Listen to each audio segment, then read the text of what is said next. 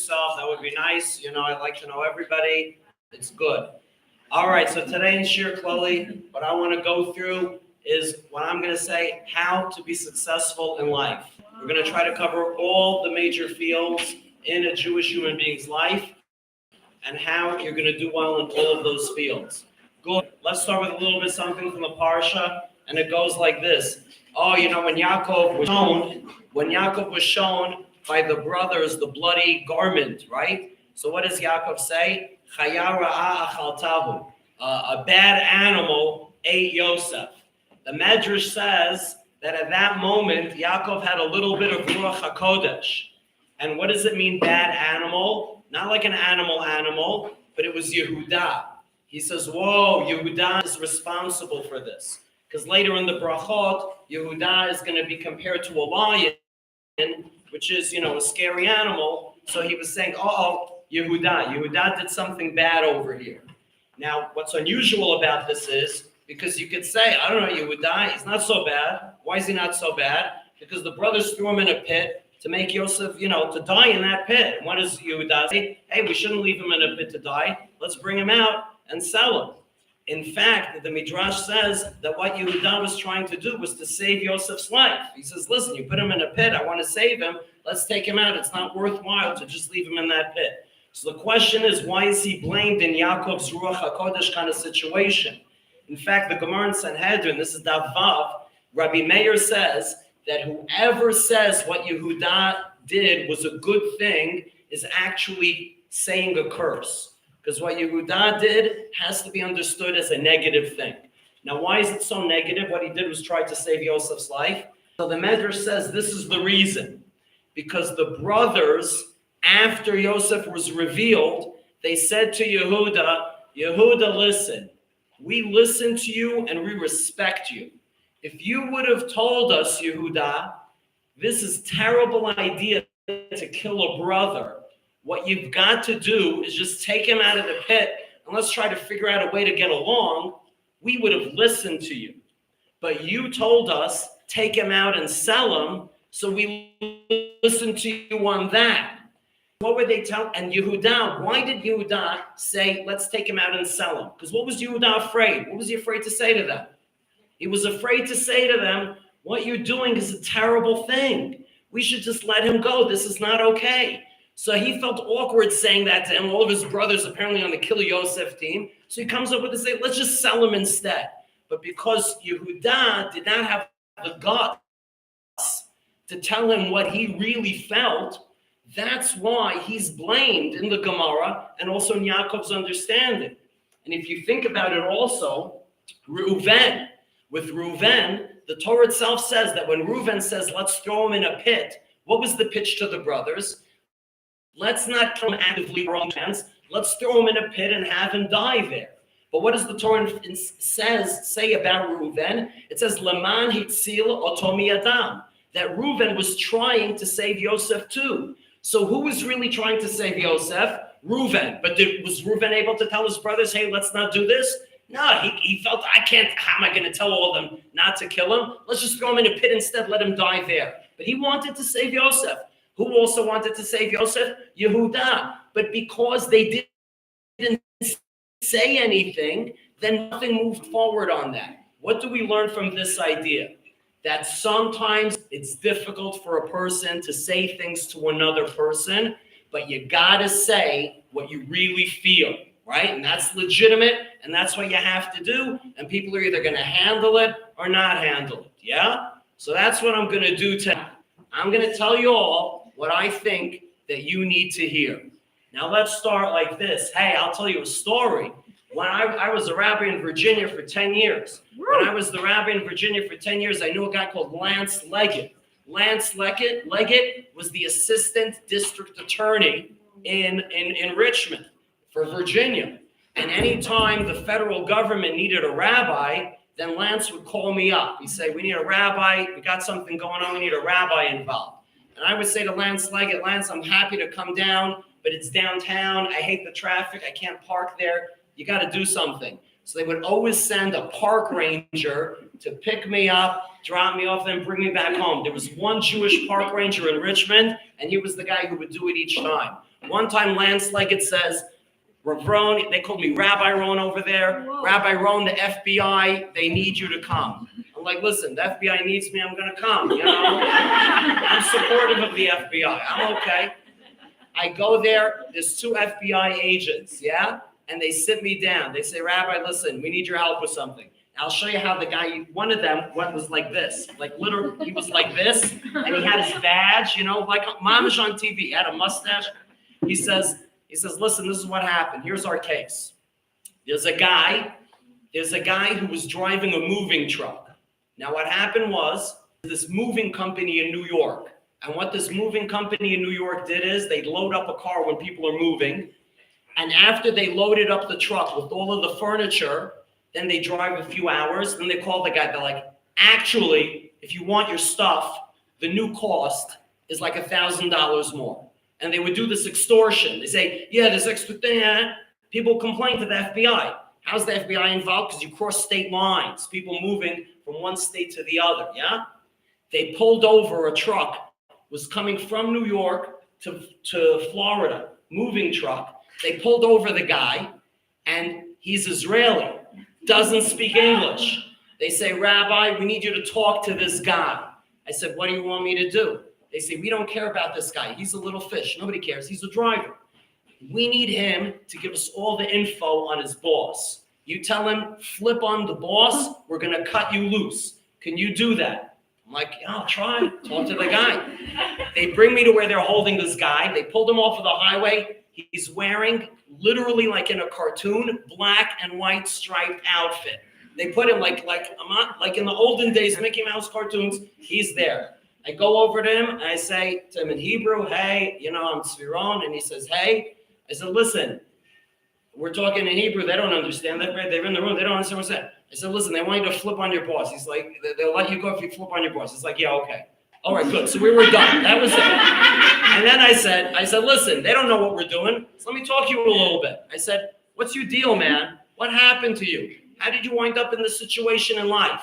He says, listen, I don't know. He says, I was in Israel. I finished the army. I wanted to make money. People told me in America you make money. I came. I say, do you think this is your destiny? Were you meant for this? Do you think you were meant for this? That you should be a truck driver in America somewhere doing crimes? Is that what your forefathers wanted from you? He was a Sephardi guy. I said, do you think your forefathers, generations back in North Africa, when they had their hopes and dreams for their offspring and their descendants, do you think this is what they dreamt for you? And he's like, no, of course not. Of course not. I said, so what happened here? He says, I don't know. It's just money. It got in my head. I'll be rich. I said, well, are you rich now? Did this work out for you? He says, no, it didn't. I said, so what do you think you should do with your life? He said, I should go back to Israel. I said, of course you should go back to Israel. Get out of this place as soon as you can. That's what you have to do. And he's like, you're right. I got to leave. And I said, is there someone you want me to call? He says, call my mother. Tell her I'm okay. He told me her number. I memorized it. You can memorize the phone number. And then after like 10 or 15 minutes of this, I tell the FBI guy, yeah, he's okay. I convinced him. He's going to flip on the boss. It's all good. What does this story tell you? That sometimes in life, you have a window of opportunity. That something happens, and in that moment, you're open to changing the way that you think about things. Up until that point, what did this guy think? Oh, money, America, I'll be rich. That's what I'm going to do, yes? But now he's in a situation where a person's able to talk to him for 5 or 10 minutes, and he could just rearrange everything, yes? You have a window of opportunity. And I want to tell you something for you guys. You guys, this year in Israel, that's a window of opportunity for you. This is the window of opportunity. Do you ever look around in your town? And there's people that they were seminary girls, like they're moms now. They're like full-on adults. There's some, wherever you live, not you, Dubno, if you live in some godforsaken place, I understand. But let's say like people from Teaneck or Five Towns or these other different kind of godforsaken places. You see there's a lady walking around, and she's wearing some kind of Lululemon thing or jeggings or whatnot. And she's holding a juice. She's just holding some kind of a juice and walking around. And what does she care about? just gossip garbage in a magazine, all kinds of nonsense. But she was once a seminary girl. She was once in Israel just like you for a year. And she was learning Torah and all this kind of stuff. And then you wonder, what happened to this person? What happened to her? What, she wasn't in seminary? What, she wasn't going to the college? She wasn't saying, oh, I'm going to take on davening Mariv. You don't think she was like you saying, oh, I want to grow? She was saying all that kind of stuff. You don't think she was saying, oh, maybe I don't want to, but I want to. She was saying all of those kind of things, just like every seminary girl. And then you wonder, what happened? What happened now? She's just on cruise control in her entire life. She never thinks about any Torah. She never thinks about anything. She just, I'll tell you what it is. As we call these people in Brooklyn, when I was growing up, we called them a yo. What's a yo? Like a guy, you need somebody, hey, yo, come over here. Just a yo, not anyone of any significance. How does that happen? I'm going to tell you how that happens. Because life has a certain kind of power. When you get older, there's going to be tons and tons of things on your mind. Tons. You're going to be worried about your kids. You're going to be worried about paying bills. There's going to be house stuff you got to deal with. There's going to be car stuff. Your parents are going to get older. You're going to be dealing with stuff nonstop. And life has an inertia, and there's going to be all sorts of things for you to deal with. And you're not going to have a moment to sit and think. You know when you see this? You ever see when these kids come to visit Harova? These girls come with their mom. You ever see that? Yes? And sometimes you see they bring, the kid looks bored as all hell. They're like, the kid is sitting there like, yeah, I'm in class in high school. Now they're bringing me to Israel. I'm sitting in a class here in Israel. But the mom's into it. Mom is into it. Mom is looking at the sources. Mom raises her hand. Mom wants to participate. The kid there looks like she just wants to kill herself. Why is that? I'll tell you why. Because for the mom, what's going on for the mom? The mom, when does she have a time that she can come sit somewhere and someone says, oh, what do you think of this philosophical idea? What do you think this midrash means? What do you think they're trying to say in this Gemara? They never have time for that, yeah? Because life is overwhelming. That's what happens. I'm going to tell you for serious. When you're an adult, when is the only time you get to sit and think about stuff? When you're in the shower. When you're in the shower. In the shower, no one's calling you on the phone. There's no email. You go in the shower. It might happen to you now. That's when you have ideas. Oh, all of a sudden you get a good idea. You're not bothered by everything. I want to tell you a secret. This year for you, one long shower. This is it. This is your opportunity. You're away from home. You're away from your old environment. You're away, and you're able to hear new things. I'll tell you one last story. Another story goes like this. One time, so I was a rabbi there, and one time I get a call from the prison. Now, this wasn't a regular prison. This was the Powhatan State Farm. Now, it was named after Chief Powhatan, Pocahontas' father, because Pocahontas is from Virginia. She is. So anyway, they called me to the Powhatan State Farm. Now, what was the State Farm? The State Farm is where they put people that are kind of bad and in jail, but they're not in jail, and they put them on a farm and they got to work in the farm. That's what they do. That's their rehab. It's usually people who got a lot of DUIs. Okay? So they say, we want you at the Powhatan State Farm because we want you to say that our food is kosher. So I'm thinking, what kind of food is kosher? I don't know. What kind of food? Fine. I go there. What happens? They have a bunch of cows. They're milking the cows. So I'm like, what, you want me to say that the milk is kosher? I mean, milk comes out of a cow. It's kosher. There's nothing to do here. They say, no. That's not what happens. What we produce here is not milk. We produce milk product. So I said, what's milk product? They're like, this is what we do. This is for the prison system. So we milk the cow. And then when we milk the cow, we put a whole lot of water mixed into it to dilute that milk. So we can't legally call it milk anymore. We call it milk product. But in order to make it a little less watery, we add the certain powder to it to thicken it up a little bit. And that's what they give people in prison for milk. So I said, let me look at this powder. I look at the bags of powder, has a big OU on it. I'm like, you guys are good. This is kosher. Kosher. Your milk product is kosher. But you know what that means? That there's milk out there that's milk, and then there's other stuff out there that's milk product. What is milk product? It might look like milk, and it might almost taste like milk, but it's not real milk. It's not legally milk. I will tell you that in the world, there are two kinds of Jewish people. There's the Jews who are milk, and the Jews who are milk product.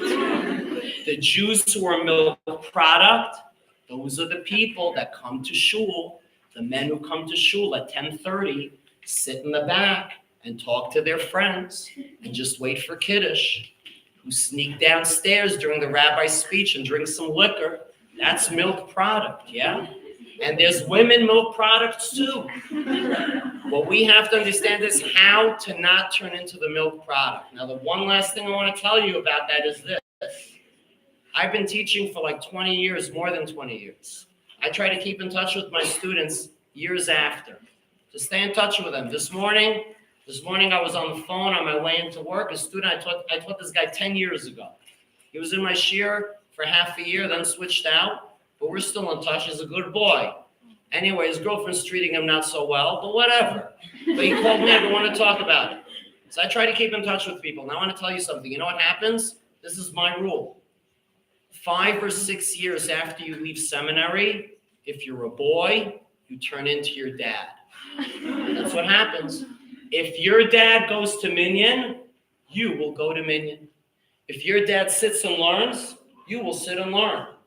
But otherwise, once you're out of yeshiva system for enough years, you just go back to the inertia of the way you were, and the baseline, boy, you're like your dad. And girls, what this means for you is 5 or 6 years out of Midresha Harova, you will turn into your mom. For good.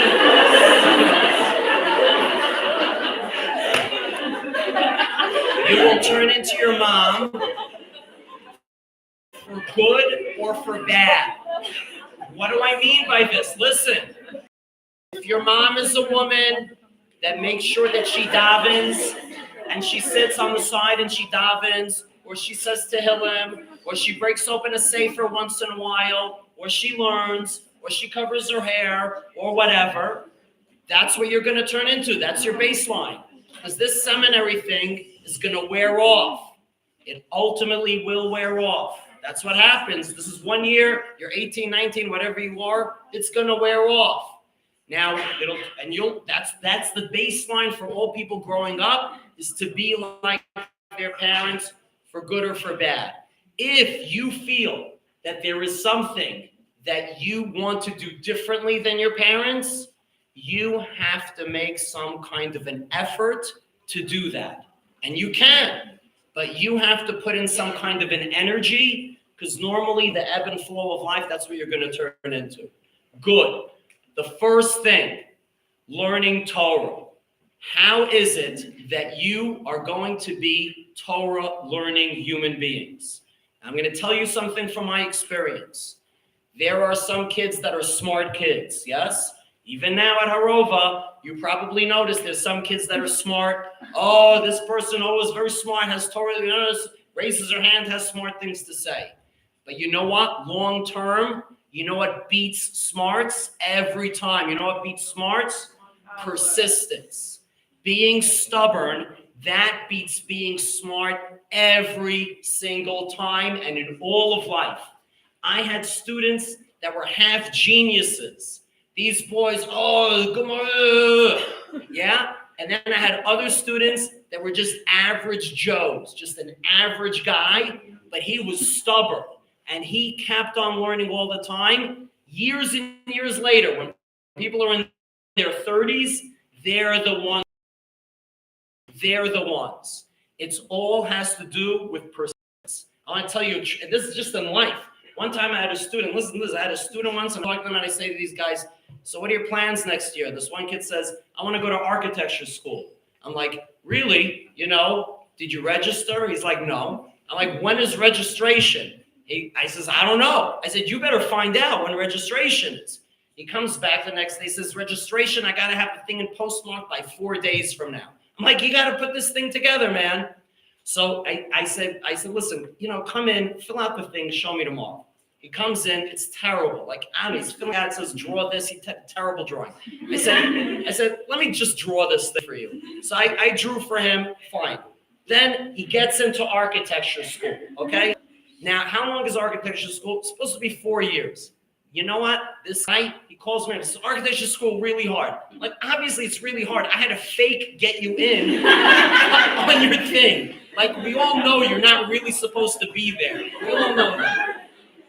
But I said, you just stick it out. You hold on for dear life and you stick it out. This kid, it took him 6 years, but he graduated architecture school. He's now a legit architect. He's building somebody's house.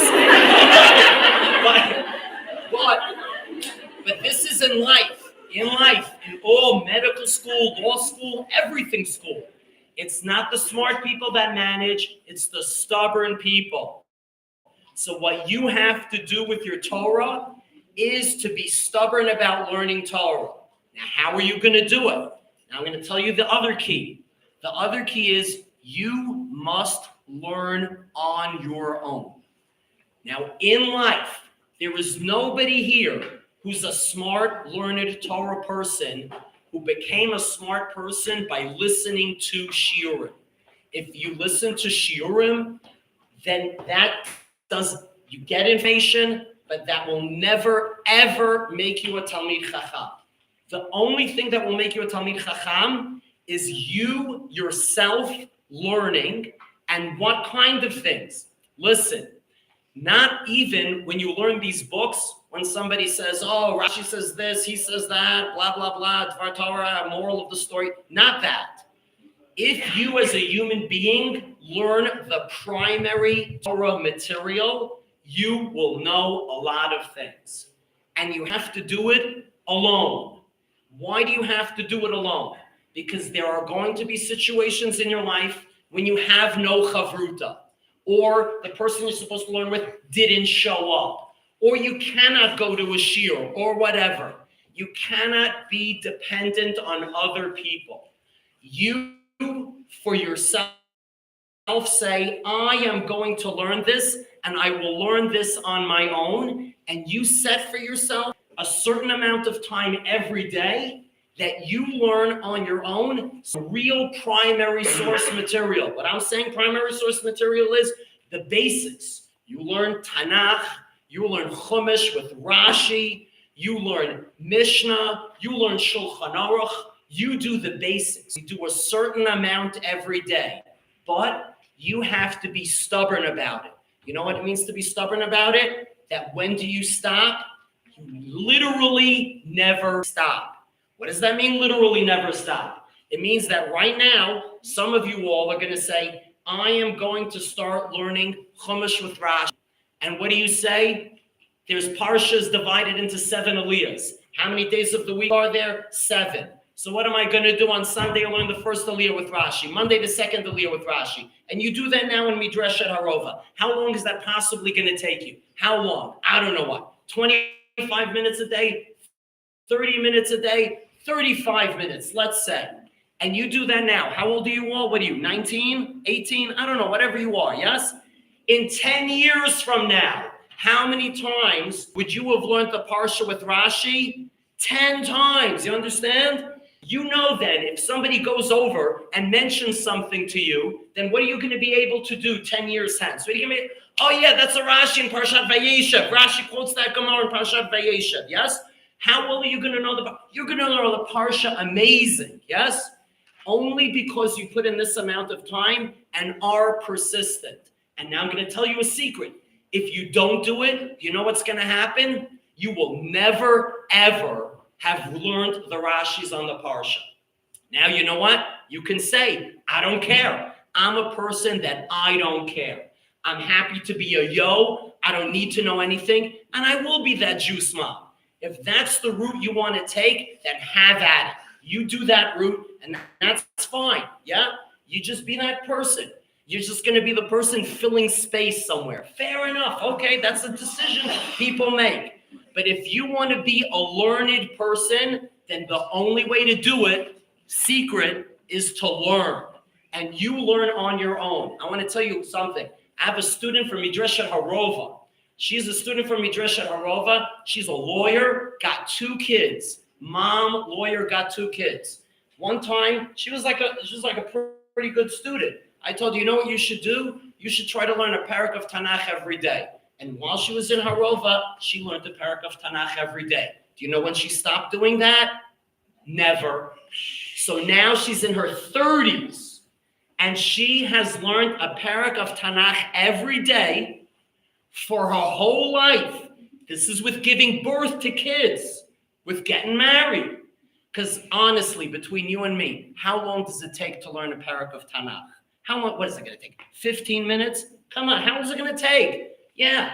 You know what she told me? I'm still in touch with her. She got me a nice plant. Every once in a while, I send her a picture. The plant is still alive. It's like a half cactus. It's not hard to keep alive. But anyway, it's alive. I send her pictures.